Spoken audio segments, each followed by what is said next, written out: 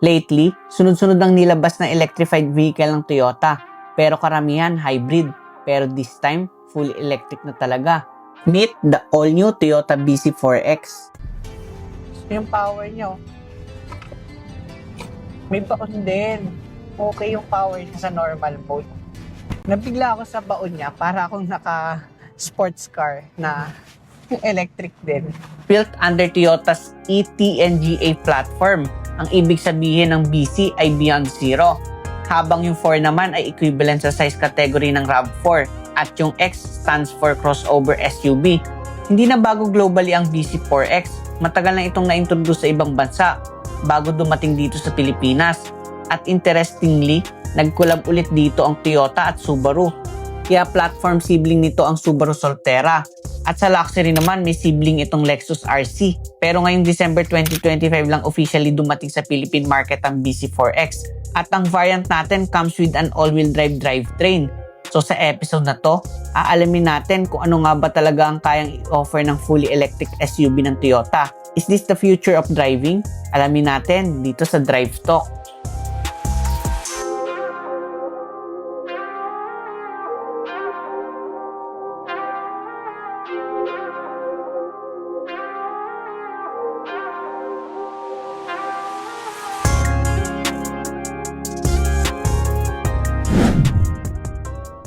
Very premium at futuristic ang dating ng Toyota BZ4X. Tipong mapapalingon ka talaga kahit naka-park lang. Mas modern na ang itsura niya at halatang ibang direction na ang design language ng Toyota pagdating sa EVs. Sa harap, gamit niya ang bagong hammerhead front design na medyo may pagkakahawig sa bagong Toyota Camry. Naka-slim profile LED daytime running lights paired with LED headlights with auto high beam plus LED fog lamps. Kaya very sharp at high-tech na pagdating lalo na sa gabi. Sa likod naman, full LED rear combination light with light bar ang setup kaya very futuristic at premium tingnan kapag nakailaw. Pagdating sa side profile, sporty at very aerodynamic ang vibe ng BZ4X. May black plastic cladding para mas rugged ang dating. Habang yung side mirror loaded sa features, may repeaters, power adjust, auto hold, electrochromic function, heater, reverse link, memory, at integrated camera para sa 360-degree view. Hindi rin tinipid sa wheels dahil naka 20-inch alloy wheels wrapped into 35-50 R20 tires. Tapos ventilated disc brakes pa, both front and rear kaya bagay sa performance at bigat ng sasakyan. At for daily convenience, loaded din ito sa tech. Meron kang 6 front sonar, 6 rear sonar at 360-degree camera. Kaya malaking tulong sa parking at tight spaces. Overall, itong BZ4X hindi lang mukhang futuristic. Ramdam mo rin na ginawa talaga siya para sa modern driving experience. Power tailgate with kick sensor ang pag-open sa likod. Medyo compromise lang ang cargo space dahil nandito ang spare tire. Pero practical pa rin para sa daily use. May rear cabin lights din para mas useful kapag gabi o naglo-load ka ng gamit. Meron ding tonneau cover. At kung kulang pa ang space, naka 60-40 split rear seat ito. Kaya pwede mong palaki ng cargo area anytime.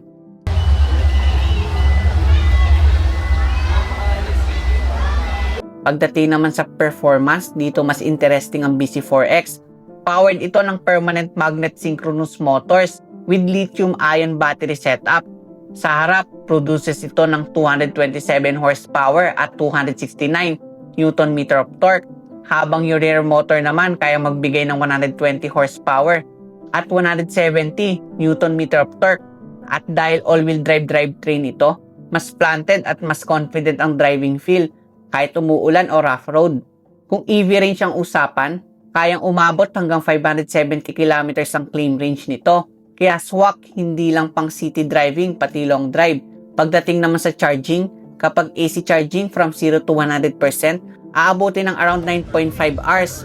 Pero kung DC fast charging ang gamit mo, from 0 to 80%, kaya niya around 30 minutes lang. Sakto habang nagkakape o nagpapahinga sa stopover. At syempre, hindi mawawalang safety tech ng Toyota. Dahil loaded rin ito ng advanced driver assist features. At ito naman ang mga inclusions.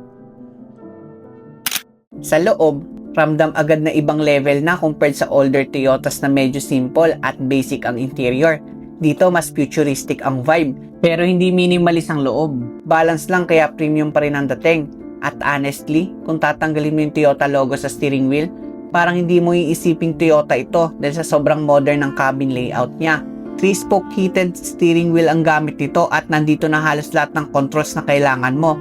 Cruise control, infotainment controls, driving modes, paddle shifter, at iba't ibang driver assistant features. Sa harap mo naman makikita ang 7-inch instrument cluster, habang sa gitna naka 14-inch infotainment system. Kagaya ng karamihan sa modern EVs, halos lahat ng controls nandito na, kabilang ang dual zone automatic climate control, kaya very tech focus ang setup. Sa center area, meron kang dalawang wireless charger, rotary dial gear selector, driving mode controls, driver assistance button at dalawang cup holder. Yung center console naman, medyo may pagka-Land Cruiser vibe dahil pwede rin itong ma-access ng passenger side kapag binubuksan. Sa taas, loaded din sa features, LED map light, sun visor with mirror and lights, digital rear view mirror with camera, at panoramic moonroof na lalong nagpaluwag sa cabin feel. May extra storage pa sa ilalim kasama ang dalawang Type-C port at 12-volt socket. Yung perforated leather seat naman, very premium ang feel. Naka 8-way power adjust with memory function, heated and ventilated seat, plus lumbar support kaya komportable kahit long drive. Ang steering wheel naman may manual tilt and telescopic adjustment. At pagdating sa space, surprisingly maganda ang roominess ng BC4X. Maluwag sa harap, maganda rin ang spacing sa likod. At kahit middle seat, pwedeng upuan ng adult. Sa rear, merong dalawang Type-C port, heated seat control, rear aircon vent, armrest with cup holder, extra storage, at may cabin light dito sa likod. Overall, itong interior ng BC4X hindi lang futuristic tingnan, practical, techy at premium din talaga sa actual experience.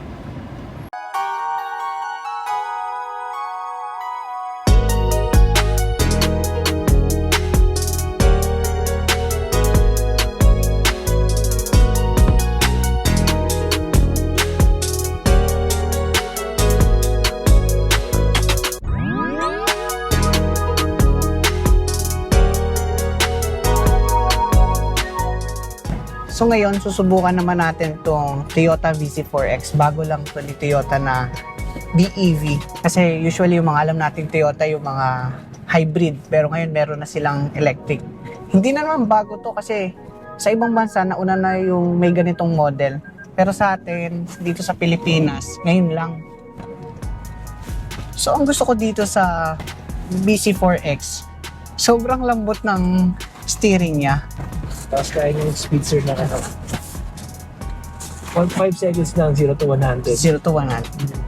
So kahit electric siya, hindi naman siya hirap sa mga uphill. Sakto lang din yung eco mode niya. So may regen braking daw to, pero hindi ko naman masyadong nararamdaman yung regen. Tama lang din.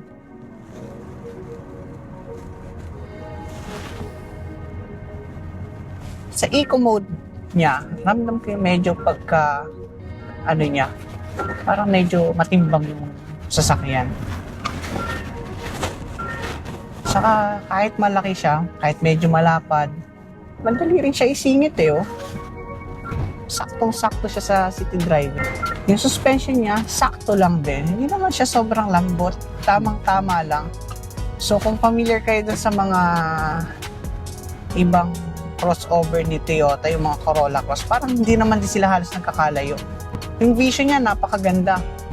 So, hindi ka makakatakot sumingit dahil hindi siya ganun ka-blind spot na sasakyan. Gusto ko yung regen braking niya, hindi yung nasubsob na malakas. So, subukan natin tong normal mode. So, yung normal mode niya, mas malakas yung power niya compared sa eco mode na medyo pigil. May isa pa siyang mode yung X mode, pero hindi na natin siya susubukan kasi mas maganda siya sa mga off-roading kasi itong BC4X is all-wheel drive. So hindi naman siya applicable dito sa city.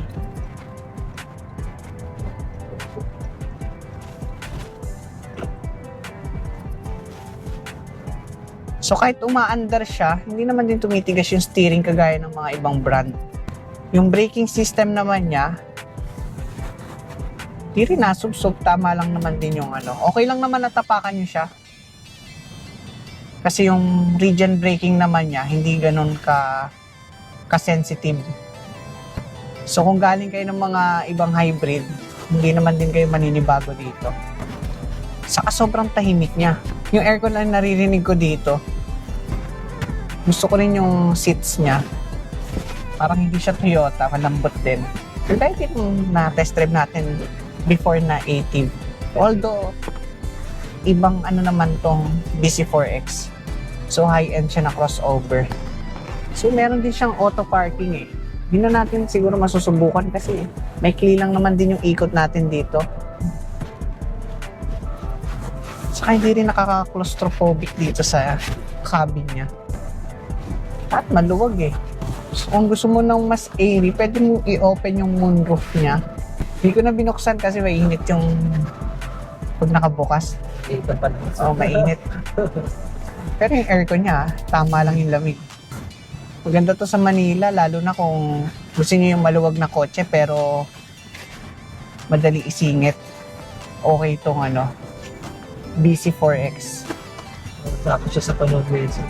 Ngayon kasi ang mahal ng gasolina. Ito, tama sa inyo to. Fully electric. In case naman sa sa bahay, sa 800 to 900 pesos lang ang full charge. Na kaya na nasa 570 kilometers. O yun, tamang-tama. Saka may kasama na siyang level 1 saka level 2 na charging. Pero 5 meters lang yun sa level 1. So, yung power niya, may baon din. Okay yung power niya sa normal mode. Nabigla ako sa baon niya para akong naka sports car na electric din. Ganun yung feeling niya. Wala siyang delay eh. Pag tinapakan mo yung gas pedal niya, talagang mararamdaman mo yung power niya. So kung ganito yung bibili niyong kotse, recommended ko rin siya kahit medyo mahal siya kasi binabayaran mo yung quality ng sasakyan.